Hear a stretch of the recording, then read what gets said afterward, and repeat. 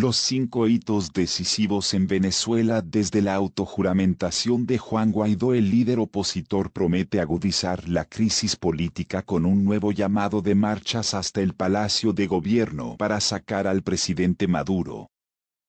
Antes del 5 de enero de este año, el diputado Juan Guaidó figuraba en la escena política venezolana solo como el próximo candidato a ocupar la presidencia del Parlamento del país suramericano después de varios intentos fallidos de propiciar la salida del gobierno.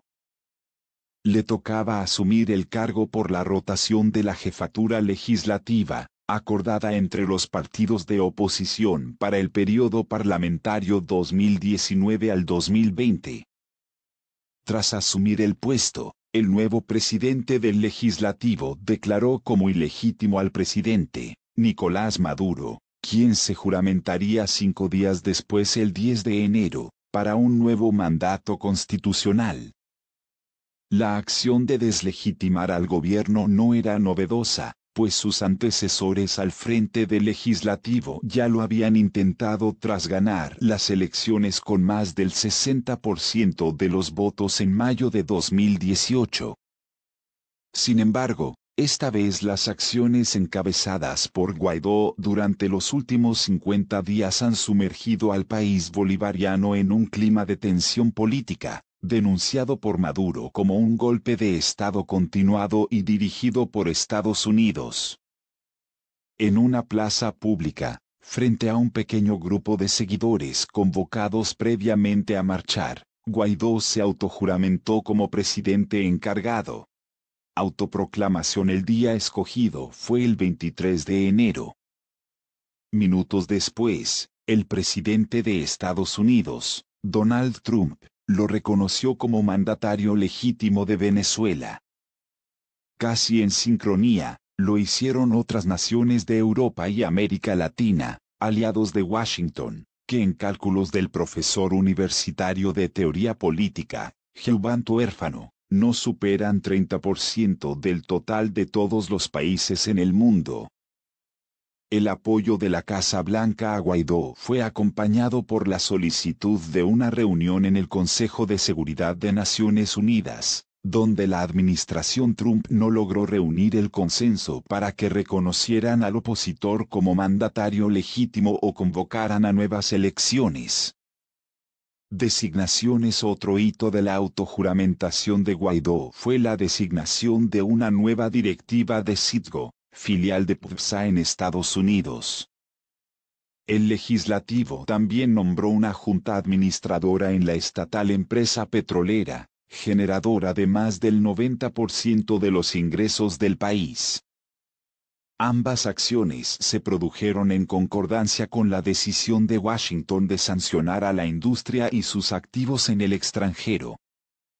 En respuesta, el Tribunal Supremo de Justicia TSJ ratificó que la Asamblea Nacional estaba en desacato y, por tanto, sus decisiones eran nulas.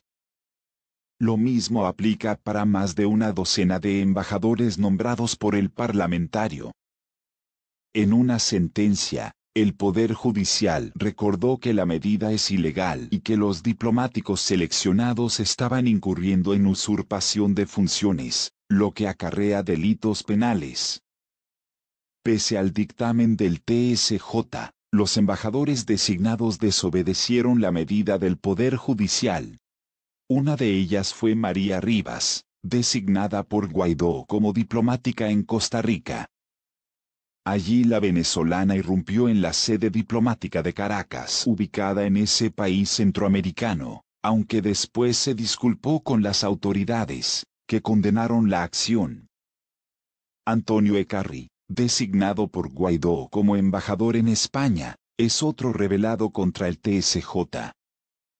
Las autoridades españolas no lo consideran un diplomático, sino representante personal del parlamentario y, a la fecha, Mario Isea sigue acreditado como embajador oficial de Venezuela en suelo español. Otro que todavía no es reconocido como representante diplomático es Otto Gebauer, designado por Guaidó como embajador en Alemania horas después de que el gobierno del presidente Maduro declarara como persona non grata a Daniel Martín Kriener. Ayuda humanitaria. Una nueva fecha decisiva fue el 23 de febrero, embajador de Berlín en Caracas. Ese día se cumplía un mes de la autojuramentación del diputado, quien prometió ingresar sí o sí sin autorización de las autoridades ni el aval de organismos reconocidos como la Cruz Roja Internacional, un lote de supuesta ayuda humanitaria por la frontera con Colombia. El día llegó, y el cargamento nunca entró por ninguno de los puentes fronterizos entre Venezuela y Colombia. La jornada solo dejó una estela de violencia generada por grupos de encapuchados, desde el lado colombiano, y el señalamiento mediático al presidente Maduro porque supuestamente había mandado a quemar uno de los camiones con alimentos y medicinas.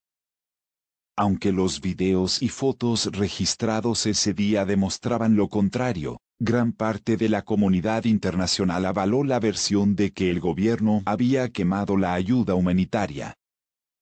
Esa información fue desmentida hace apenas unos días por The New York Times, luego que publicó una investigación que ratificaba lo que muchos medios informaron en su momento: el contenedor fue incendiado por los partidarios de Guaidó. Eso fue una gran derrota para el Guaidó, y lo fue porque el pueblo colombiano y los venezolanos que no apoyan a Maduro no se sumaron como él esperaba, considera el analista político. Su regreso al país tras el fallido intento de ingresar la ayuda humanitaria, la expectativa luego se centró en el regreso de Guaidó a Venezuela. En vista de que el TSJ había prohibido su salida del país caribeño, como parte de una serie de medidas cautelares. Con su viaje a Cúcuta para participar en el operativo de la ayuda humanitaria, el parlamentario incumplió el dictamen del máximo juzgado de Venezuela, por lo que se esperaba que a su regreso fuera detenido. La tensión se alargó unos días, en los que Guaidó decidió visitar varios países del Grupo de Lima antes de retornar a Caracas. Mientras tanto, la Casa Blanca amenazaba con emprender acciones si el líder opositor era apresado.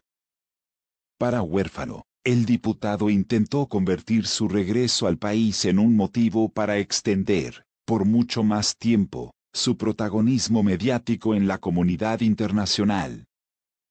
Alcanzado con la expectativa de ingreso de ayuda humanitaria y mermado después de que los camiones no lograran entrar al territorio venezolano.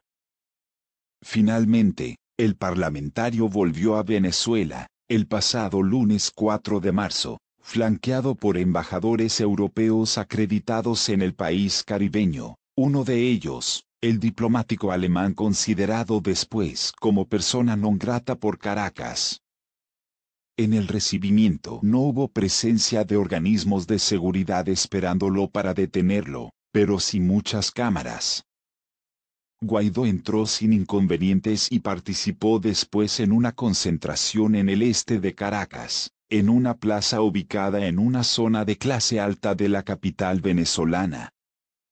Fue un escenario no arrestarlo, en que se la pusieron difícil, porque para la noche de su regreso, tal vez él esperaba estar en medio de un escándalo mundial, lo cual no ocurrió, valora Huérfano. El apagón 3 días después del regreso del líder del Parlamento, ocurrió un apagón en casi todos los estados del país. Caracas responsabilizó al gobierno de Estados Unidos y a factores de la oposición venezolana de ejecutar un ciberataque al cerebro computarizado de la central hidroeléctrica Guri, que provee el 70% de energía eléctrica al país.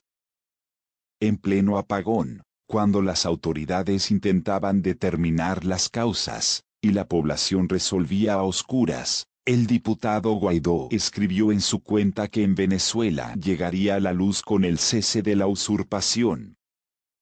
No obstante, el Ejecutivo logró reponer el servicio eléctrico y las decisiones de Guaidó se limitaron a tuits para señalar al gobierno. que para la oposición significa la salida del presidente constitucional. Para Huérfano, ese hecho ha generado un clima socioemocional en las filas opositoras marcado por una profunda desilusión y hastío. ¿Y ahora qué viene? A juicio de Huérfano, Guaidó buscará mecanismos de cualquier índole para mantenerse en la expectativa opositora. Mientras la Casa Blanca continuará sus acciones para elevar la presión diplomática y las sanciones financieras contra Venezuela, en su intento declarado de derrocar al presidente Maduro. Esta semana, en medio de escasas movilizaciones de calle, Guaidó declaró que pronto ocupará su oficina en el Palacio de Miraflores e insistió en que los próximos 40 días. No obstante, el politólogo consultado cree lo único en que ha sabido atinar Guaidó es en hacer caso lo que dice el gobierno norteamericano. Contados a partir del lunes 4 de marzo, serán decisivos para la nación bolivariana. La ausencia de un poder de decisión propio, sostiene el académico, le crea un vacío político que puede costarle a la oposición una merma de su potencial capital electoral. Justamente, en un intento por reanimar a sus seguidores, Guaidó anunció la Operación Libertad, un plan que según explicó consiste en organizar una movilización nacional hacia la sede de gobierno. La convocatoria la hizo en Valencia, Estado Carabobo, en la región central del país, frente a una escasa concentración de sus partidarios en el Palacio de Miraflores, para sacar al presidente Maduro. Este lunes, el presidente de la Asamblea Nacional Constituyente ANC, Diosdado Cabello, le envió un mensaje directo: para Miraflores no van. Ellos están inhabilitados moralmente para gobernar este país. No hay forma ni manera,